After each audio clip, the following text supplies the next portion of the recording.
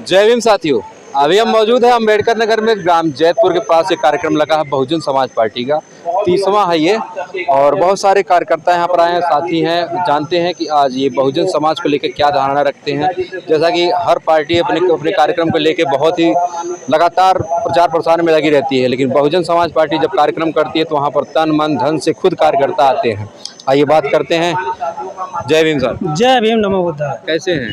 ठीक है साहब। क्या कौन सा कार्यक्रम यहाँ पर है? ये कार्यक्रम मायावती जी को जो है पहला मुख्यमंत्री बनाया गया था जी। उस उपलक्ष्य में 3 जून को 1995 में, अच्छा। उसी उपलक्ष्य में जैतपुर के माननीय जो है जगजीवन बौद्ध जी के द्वारा बहुत शानदार शुरू से अभी तक ये कार्यक्रम किया जा रहा है। अच्छा। बहुत तत्परता से, बहुत लगन से हमेशा कार्यक्रम बहुत अच्छे ढंग से किया जा रहा है। जी, तो देख रहा हूँ काफ़ी संख्या में यहाँ पर अलग अलग जिलों से लोग आए हैं। हालांकि अम्बेडकर नगर में हो रहा है, लेकिन आजमगढ़ और पूरा पूर्वांचल ही नहीं, दिल्ली से भी लोग आए हैं। जी, ये कार्यक्रम जो है ये जगजीवन बौद्ध जी बॉम्बे रहते हैं। अच्छा। रेलवे विभाग से संपर्क है उनका, उसमें अच्छा। नौकरी करते हैं जी। इस वजह से उनका सामाजिक जीवन भी बहुत अच्छा चल रहा है। तो उनका जान पहचान तमाम बसपाइयों और अन्य पार्टियों से जैसे है जी।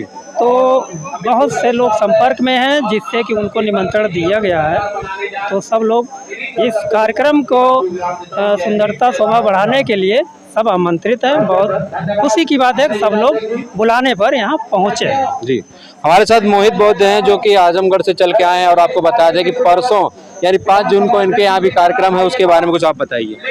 जी सर, बहुत बहुत धन्यवाद आपका।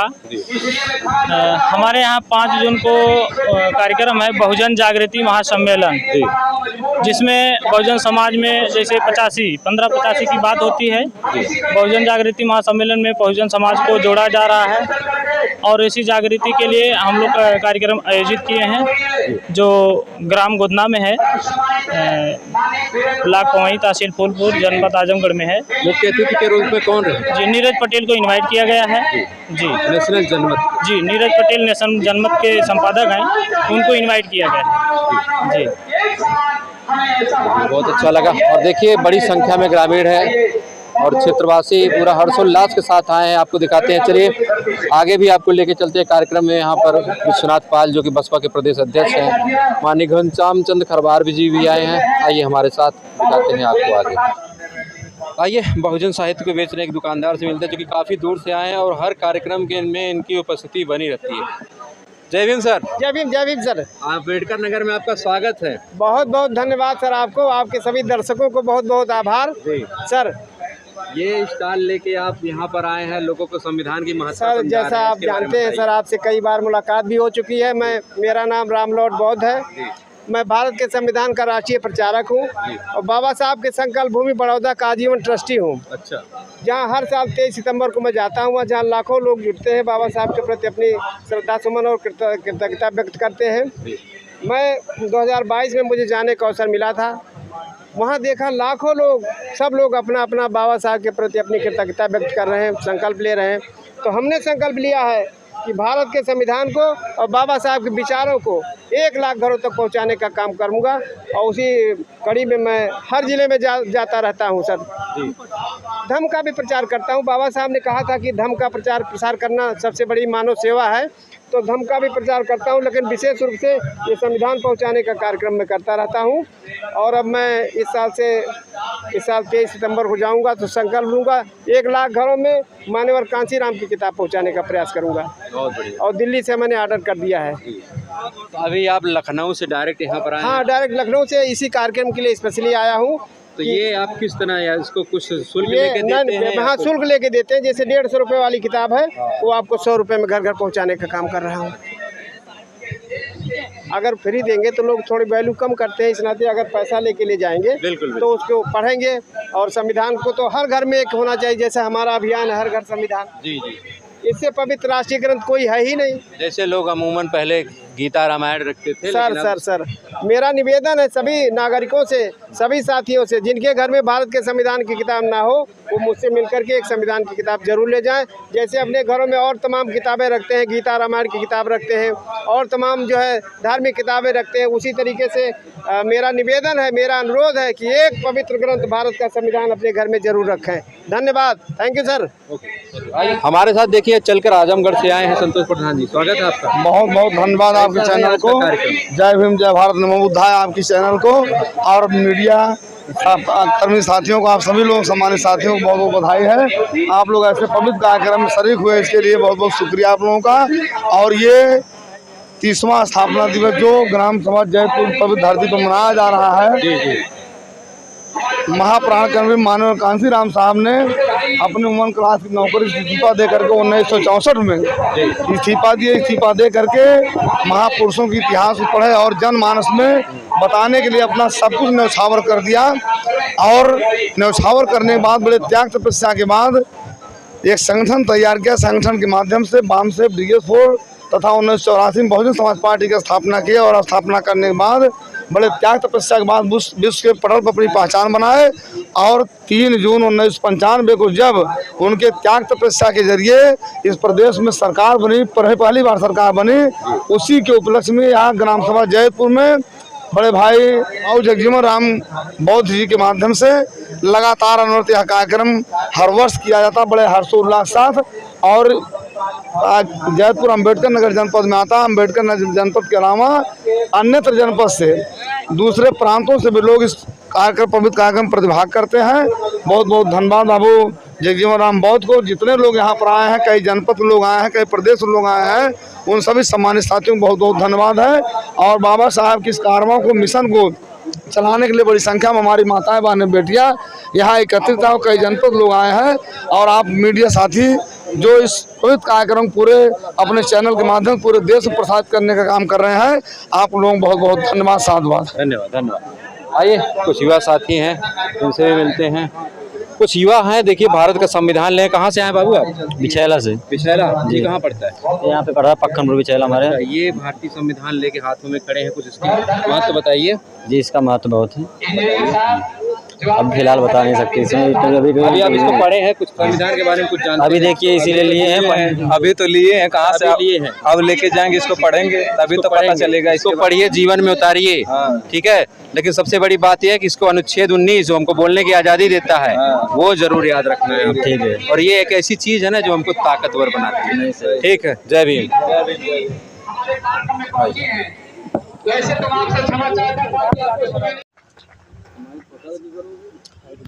एक खासियत हमारे माननीय पूज्य गुरु जी का है। बड़ी ऊंची बात कह रहा हूँ साथियों, बात समझ में आ जा तो तालियों। आज के कार्यक्रम की तैयारी को लेकर और जिस तरीके से कार्यक्रम हुआ, उस पर क्या आपकी राय?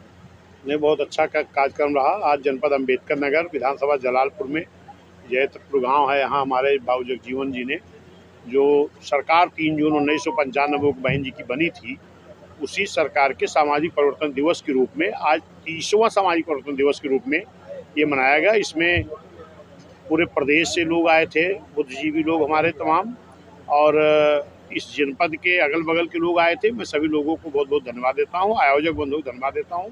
कार्यक्रम बहुत अच्छा रहा इनका।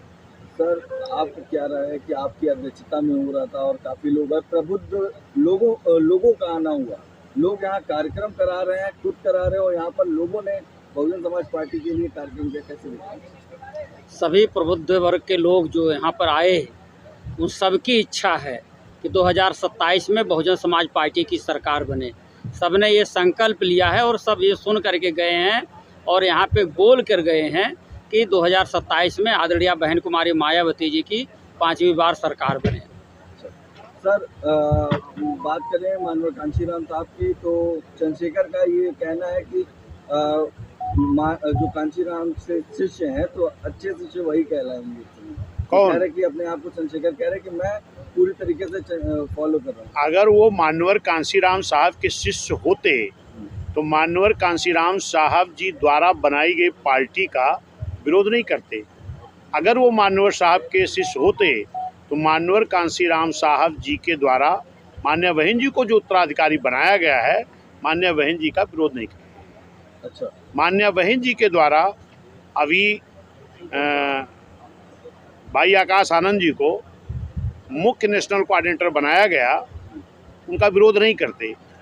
वो जो मान्या बहन जी ने कहा है, निश्चित है कि जो बहन जी ने एक नाम दिया है ना, जो चर्चा में बहुत है, तो जो लोग भी इस तरह का भारतीय जनता पार्टी, समाजवादी या कांग्रेस से मिल करके या उनके साजिश का शिकार हो रहे हैं, वो बहुजन मूवमेंट को नुकसान पहुंचाना चाहते हैं। इसलिए आज जो ये कार्यक्रम हुआ था, यहाँ ये बहुजन समाज पार्टी के तत्वाधान में नहीं था, ये बामसेव DS4 के तत्वाधान में था।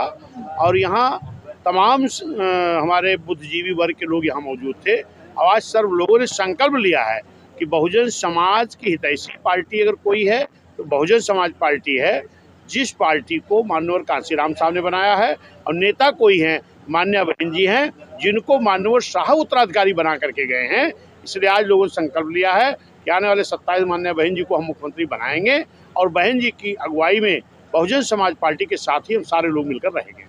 तो बहुजन समाज पार्टी का आज के समय में किस तरीके से रिस्पांस आ रहा है, क्योंकि आज का भी जो कार्यक्रम हुआ उसमें तमाम जाति तमाम धर्म के लोग आए और उन्होंने इस कार्यक्रम में बढ़ चढ़ कर हिस्सा लिया। क्या लग रहा है आने वाले चुनाव में? निश्चित है कि जिस तरीके से 2007 में बहुजन समाज पार्टी के हमारे सभी जिम्मेदार साथियों ने एक होकर के एक जनता का गठबंधन तैयार किए थे, गांव वाइज जा करके, बूथ वाइज जा करके, फिर आज सभी लोगों ने संकल्प लिया है कि आने वाले 27 में भी हम लोग एक जनता का गठबंधन तैयार करेंगे, ना कि दल का।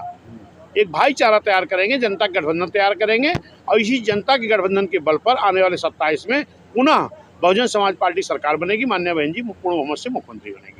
घनश्याम करवार कैसे देखते हैं, क्योंकि सांसद भी रहे, लोकसभा सीट जीत कर गए हैं, तो इस बीच बसपा का जो ग्राफ गिरा है, तो कारण क्या था और आने वाले समय में कैसे बढ़ेगा? आने वाले समय में आदरणीय बहन जी ने सामाजिक भाईचारा की बात हमेशा किया है और समाज में भाईचारा पैदा करने के लिए उन्होंने तमाम काम किया है। और उसी आधार पर आज बहुजन समाज पार्टी हर ज़िले में भाईचारा की कमेटी बनाई है और भाईचारा बढ़ाया जा रहा है। और भाईचारा पिछड़े वर्ग के तमाम जातियों को अलग से सदस्य बनाया जा रहा है। और ऐसे साफ साफ दिख रहा है कि जिस तरीके से 2007 में बहुजन समाज पार्टी की सरकार बनी थी, ठीक उसी तरीके से 2027 में बहुजन समाज पार्टी की सरकार बनने वाली है। जी अध्यक्ष जी, जैसे पूरे प्रदेश में आजकल देख रहे हैं दलितों पे लगातार अत्याचार बढ़ रहा है। हमारे चैनल के माध्यम से चाहे देख रहे हैं जौनपुर हुआ, चाहे जो कानून व्यवस्था पूरी तरह से फेल नजर आ रही है, उस पर आपके क्या है? निश्चित है कि पूरे प्रदेश में जंगल राज कायम है जी। और इस वक्त भारतीय जनता पार्टी की सरकार खुद अपनी पीठ थपथपा रही है जी। लेकिन खासतौर में जो देख रहा हूँ, SC, ST, OBC के ऊपर अत्याचार बढ़ा है, मुस्लिम समाज के ऊपर भी अत्याचार बढ़ा है। और इस वक्त मैं एक चीज़ और देख रहा हूँ, पक्ष हो चाहे विपक्ष हो, बोलने को कोई भी बोले, लेकिन जो अत्याचार हो रहा है इस पर कोई संज्ञान नहीं ले रहा है। चाहे जौनपुर की घटना हो, किसी दल के लोग नहीं गए, मान्या बहन जी के निर्देश पर मैं गया और लोगों को न्याय दिलाने की बात किया। चाहे आपकी बस्ती की घटना हो, चाहे गोरखपुर की घटना हो, चाहे बलिया की घटना हो, चाहे आपके आजमगढ़ की घटना हो। अभी आपने देखा हमीरपुर में गया, वहाँ पर लोगों ने, कुछ दबंग लोगों ने दलित बस्ती में पहुँचे और बाबा साहब के मूर्ति को भी क्षतिग्रस्त किया। और जो हमारे SC समाज के लोग रहते थे उनको दौड़ा दौड़ा के पीटा, मारा और FIR भी दर्ज हुई। लेकिन आज लगभग 21 दिन बीत गया था, कोई नहीं उनको ख्याल किया। मान्य बहन जी के निर्देश पर मैं गया, मैं वहाँ सक्षम अधिकारियों से बात किया हूँ और मैं ये भी कहता हूँ कि अगर वहाँ उन लोगों को न्याय नहीं मिला तो मैंने वहाँ जाके DGP से बात किया था, SP से बात किया था, CO से बात किया था कि भाई जो मुलजिम इनकी गिरफ्तारी कराओ। जैसे बस्ती में एक जोगिया की घटना हुई, जोगिया ग्राम सभा की, वहाँ भी अभी गिरफ्तारी इतने दिन बीत जाने के बाद भी नहीं हुई, अभी तक नहीं हुई है। मैं इन सारी घटनाओं में जो गया हूँ, लगभग लोगों को बहन जी के दबाव में, बहन जी के निर्देश पर जब मैं गया तो बहन जी के दबाव में सबको न्याय मिला है। लेकिन जो एक दो घटनाओं में न्याय नहीं मिला है, मैं बहन जी से अनुमति लेकर के मैं इन घटनाओं पर फिर जो DGP हैं इनसे मिलने का बात करूँगा और उनसे मिल करके मैं ये कहूँगा कि भाई इनको भी न्याय दी जाए। क्योंकि बहुजन समाज पार्टी ही एक पार्टी है जो आज गरीबों के साथ, मजलूमों के साथ, खासतौर पर SC, ST, OBC, पिछड़े मुस्लिम के साथ जो अन्याय हो रहा कोई नहीं खड़ा है। एक जिनकी बात हो रही थी, अभी ये पूछ रहे थे कि मानव साहब के शिष्य हैं, हमें लगता है जब से वो MP हो गए तब से तो कहीं दिखाई नहीं पड़े। और आज भी कुछ हमारे लोग ऐसे हैं जो कहते हैं वही लड़ाई लड़ रहे हैं। क्या उनको आपने बलिया में देखा, आजमगढ़ में देखा, बस्ती में देखा, गोरखपुर में देखा? नहीं, क्योंकि उनका मकसद जो था वो पूरा हो गया। 22 में भी वो रो रहे थे कि इतना एक सीट मिल जाए, विधायक बन जाए, लेकिन नहीं हुआ।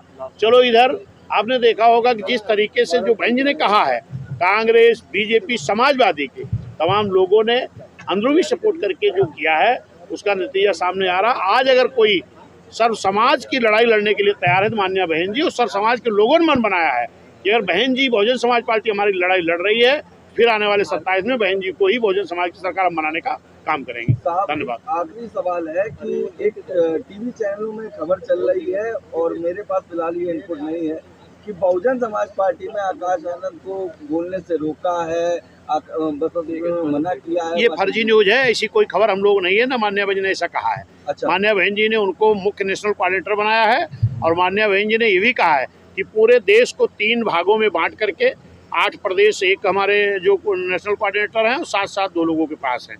और माननीय बहन जी ने कहा ये जाएंगे और समीक्षा करेंगे, पूरे देश में संगठन को मजबूत करेंगे। ये हम लोगों की जानकारी में है। इस तरीके की जो अफवाहें फैलाई जा रही, गलत अफवाह है। माननीय आकाश आनंद जी के अंदर बहुत टैलेंट है, बहुत अच्छा काम करना जानते हैं और निश्चित है कि माननीय बहन जी के नेतृत्व में, माननीय बहन जी के गाइडलाइन में वो काम करेंगे। बहुजन समाज पार्टी को, बाबा साहब के मिशन को, बहुजन मूवमेंट को आगे बढ़ाने का काम करेंगे।